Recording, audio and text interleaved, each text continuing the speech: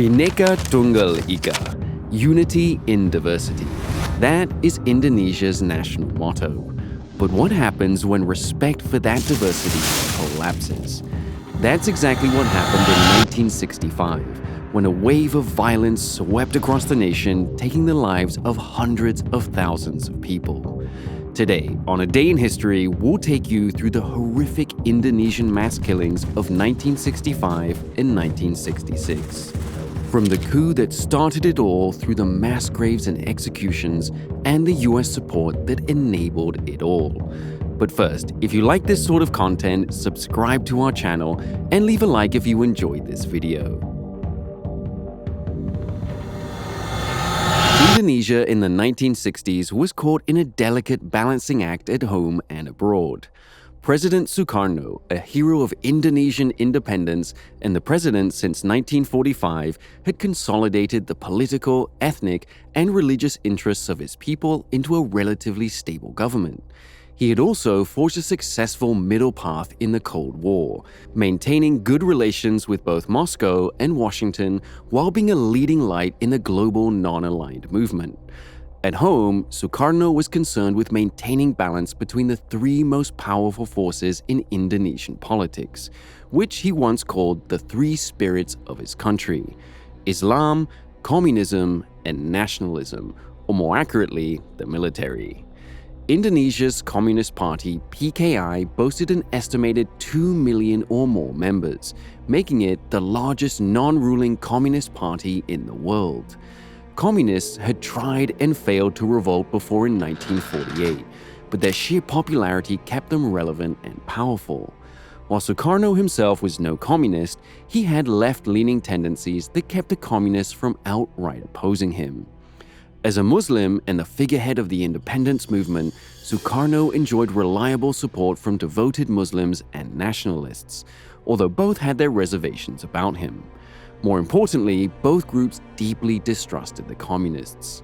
The right-leaning nationalists and military brass had a natural distaste for them, and communism's alternative morality and hostility to religion made it plenty of enemies among the Muslim faithful.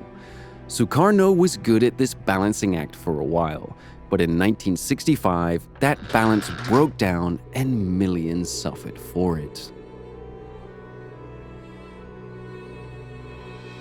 By 1965, Sukarno's generally left-leaning economic and social policies, especially his land reforms, were cutting a bit too close to communism for some at home and abroad.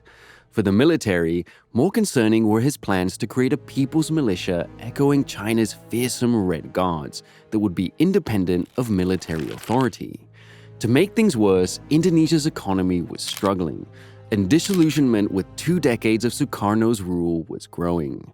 It was in this environment that rumors first emerged of a conspiracy, a plot by right-wing figures in the military with American and British support to overthrow Sukarno and set up a right-wing dictatorship. Evidence for such a conspiracy was, and is, shaky, but by the summer of 1965, these rumors had reached the communists, the military, and even Sukarno himself.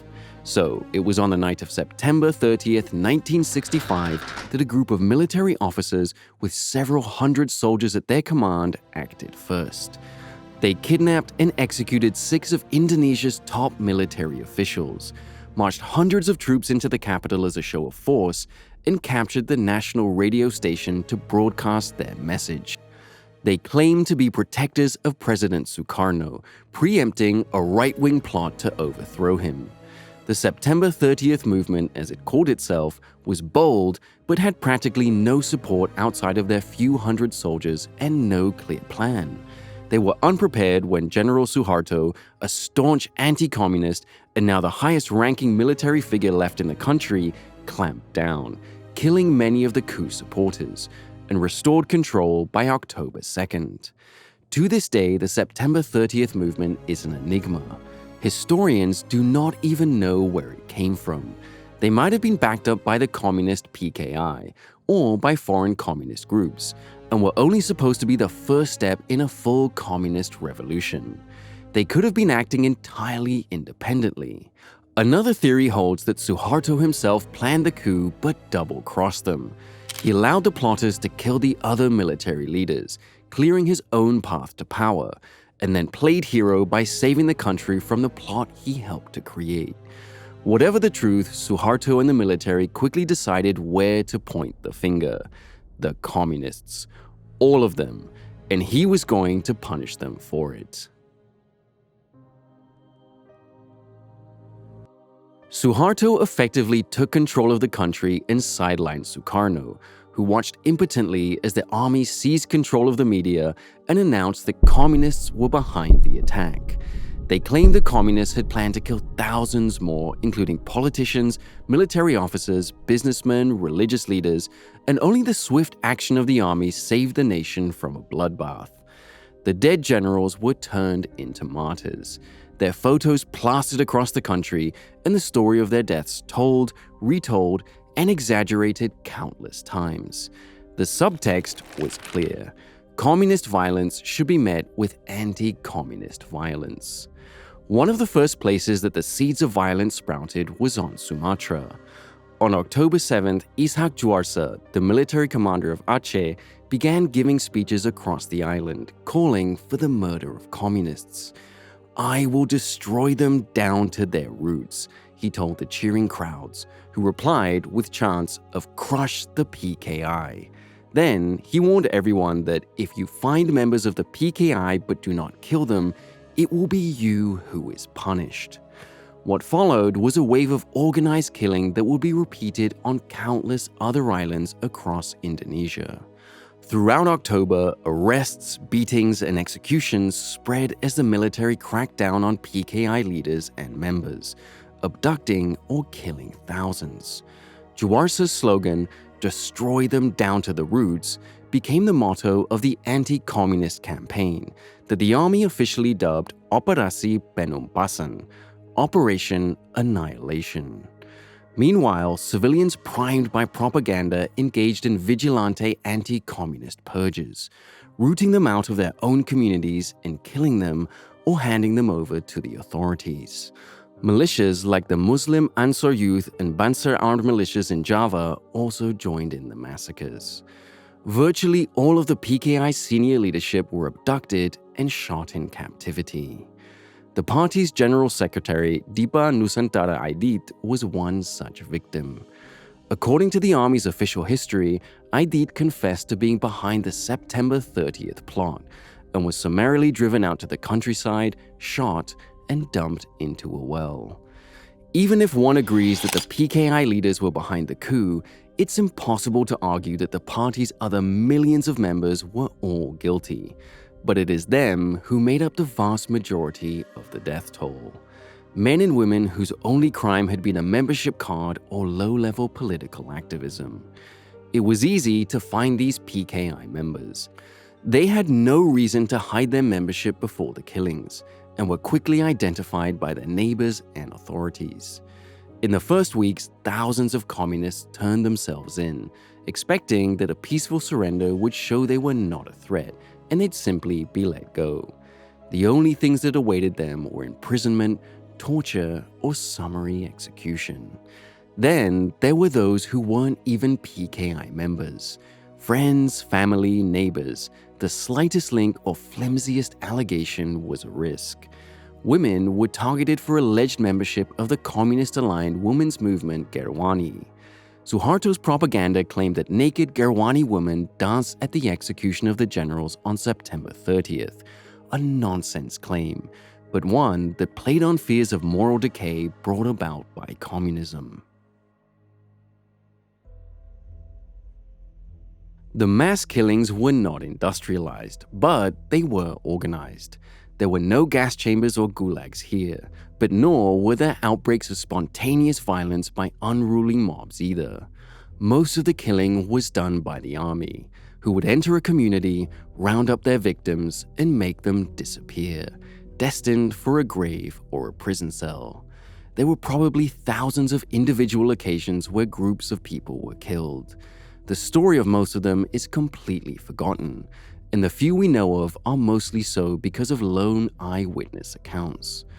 On my way home, I saw lots of people who were bound and tied up, went one eyewitness account from Surakarta.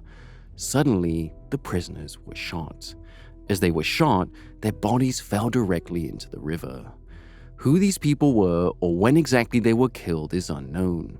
A farmer far away in West Timor described something almost identical. One by one, prisoners were stood up on the edge of a hole and shot in the back of the head. In Sumatra, a plantation owner told the Swedish ambassador how PKI members among his workers were loaded onto trucks and driven to a nearby bridge, where they would be killed with knives and their bodies left to fall into the river below. This was intentional, planned slaughter. One perpetrator's account showed how routine the killing became. Every night, we would load our quota onto a truck and drive to Snake River. We'd pull our prisoners off. Some screamed, some cried, some begged for mercy. We beat them on the truck so they couldn't run away once we got there. Soldiers got so used to killing that they developed their own favored methods that were faster, easier, or simply easier to clean up. One perpetrator demonstrated for journalists working on the 2013 documentary Act of Killing how he would tie victims to a pole with wire and use it to choke them to death, simply because it made less of a mess than shooting them. That is how I did it without too much blood, he explained. For added fear and intimidation, bodies were mutilated. Head, hands, and genitals were cut off, assuming they weren't removed while the victim was still alive. This mutilation was often done at riversides, where the bodies could be dumped and carried away by the current. An eyewitness in the city of Surabaya remembered how the local kids would rush down to the river to watch the headless corpses float by. Some, perhaps, had been influenced by the same hatred that motivated the killers, while others could only react with curiosity towards events they simply couldn't comprehend. Those who weren't immediately killed became tapal, political prisoners, who would spend months or years in captivity. Prisoners faced abuse, forced labor, starvation, and other cruelties.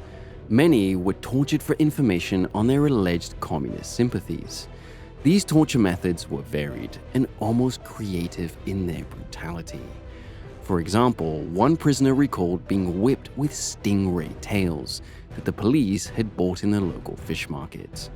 An estimated 15% of victims were women. Women were more likely to be imprisoned than outright killed, and sexual violence was rife for women and girls of all ages. One Sumatran prison survivor described how the police would select girls from among the prisoners every night to abuse. They were kept in a room together and picked out for officers and visitors, who treated them as, quote, less than animals. There were, of course, glimpses of humanity and heroism amidst the violence. Take the actions of Anak Agung Umare Jelantik, who was actually a Balinese prince descended from the island's old royalty, but was better known for his work as a doctor. A group of armed men showed up at his hospital and demanded he surrender 6 of his patients to be executed. Jelantik, alone and unarmed in his office, refused to hand them over, insisting that a doctor would not abandon his patients no matter what. It should have been suicide. People were being killed for less all across Indonesia. But after a tense conversation, the armed men gave up and never returned. Those patients were lucky. Not only was someone brave enough to protect them, but that bravery hadn't been met with a bullet. Hundreds of thousands more had not been so fortunate. While anti-communist fervor was the main driver of violence, ethnic and religious factors also played a part. Java and Sumatra especially saw internal divides between Muslims manifest in the massacres. At the time, Muslims were described as belonging to 2 camps, the Orthodox Santri and the more moderate Abangan. The Santri were broadly anti-communist, while the Abangan were more willing to embrace it, and many of the PKI's members were devout Muslims of the Abangan sort. When violence erupted, Santri Muslim leaders called on their fellow believers to attack Abangan communist sympathizers, in what they called a holy war. Some of the worst violence was seen in Bali. As the only Hindu-majority province in Indonesia, Bali's religious leaders and military authorities painted the communists as enemies and atheists, out to destroy their unique faith and traditions. The violence there has been described as a frenzy, and almost mystical in nature, uniquely motivated and shaped by spiritual factors. It's true that the killing on Bali featured some parochial peculiarities. For example, according to historian Jeffrey Robinson, quote, drinking the blood of victims was not unheard of, as a sort of guarantee against guilt or madness. However, most of the killing in Bali was every bit as political and systemized as it was elsewhere. Most of it was the same story of mass imprisonment, mass executions, and mass graves by the army, supported by a thoroughly propagandized populace.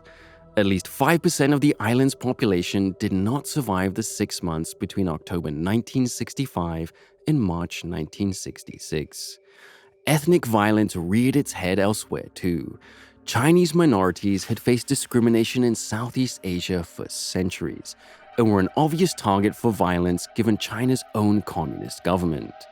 Chinese communities in cities like Jakarta, Medan, and Aceh saw beatings, theft, imprisonment, and old-fashioned murder numbering in the thousands. However, attempts to blame all or most of the violence on these ethnic and religious factors fall short. These divisions were centuries old, but violence of this scale was simply not a phenomenon until the anti-communist element was introduced. While these ethnic and religious divides can contextualize the violence and probably contributed in some way, they are not, as some historians have claimed, the main explanation for it.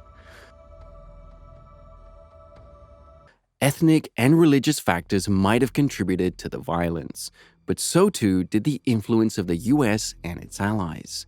In the context of the Cold War, Washington considered anyone who wasn't with them as against them. The CIA had their eye on Sukarno for years, and US intelligence was keeping a close watch on the powerful PKI and the anti-communist strands in the military. The idea of supporting an anti-communist purge, if not an anti-Sukarno coup, had been talked about many times. In one secret meeting shortly before the September 30th coup, the US ambassador to Indonesia told the State Department that, quote, an unsuccessful coup attempt by the PKI might be the most effective development to start a reversal of political trends in Indonesia. After September 30th, the US began supplying Suharto with military and communication equipment which he would use in the killings. Declassified documents also show that the US helped to spread Suharto's propaganda about a communist takeover, as did the British. After the killings began, US officials were well aware of Suharto's actions and intentions, but did nothing to intervene. Quite the opposite. In early November, US embassy staff compiled and handed over a list of thousands of alleged PKI members to Suharto's forces. Almost everyone on that list went on to be imprisoned or executed. The US downplayed and ignored the killings in the months and years that followed, while propping up Suharto as a reliable anti-communist. Western media blamed the violence on natives run amok, with the New York Times dismissing it as a typical example of, quote, violent Asia, where life is cheap. While they may not have had boots on the ground or directly planned the massacres, the US and its allies undeniably facilitated what a 1968 CIA report later confessed was, quote, one of the ghastliest and most concentrated bloodlettings of current times.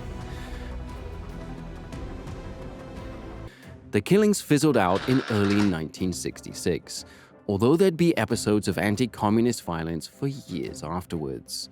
In East Java, the PKI took up arms and fought a guerrilla war with the Suharto regime into 1968. Like so many genocides, it only stopped because it had killed most of its targets. By the end, the PKI had been all but destroyed, and Suharto had secured his grip on power.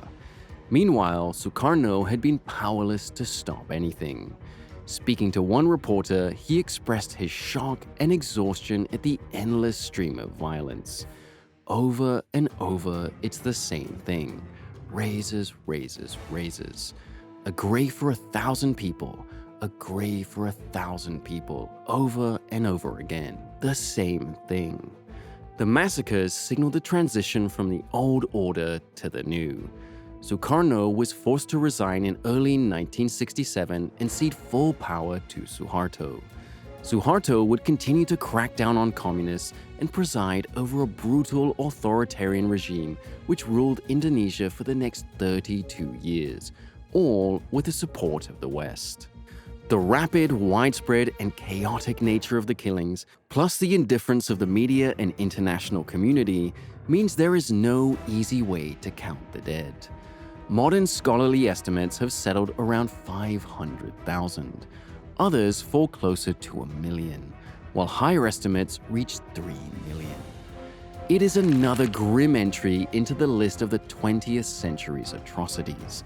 And like so many others, the full truth, not to mention justice for its perpetrators and its victims, will probably never come.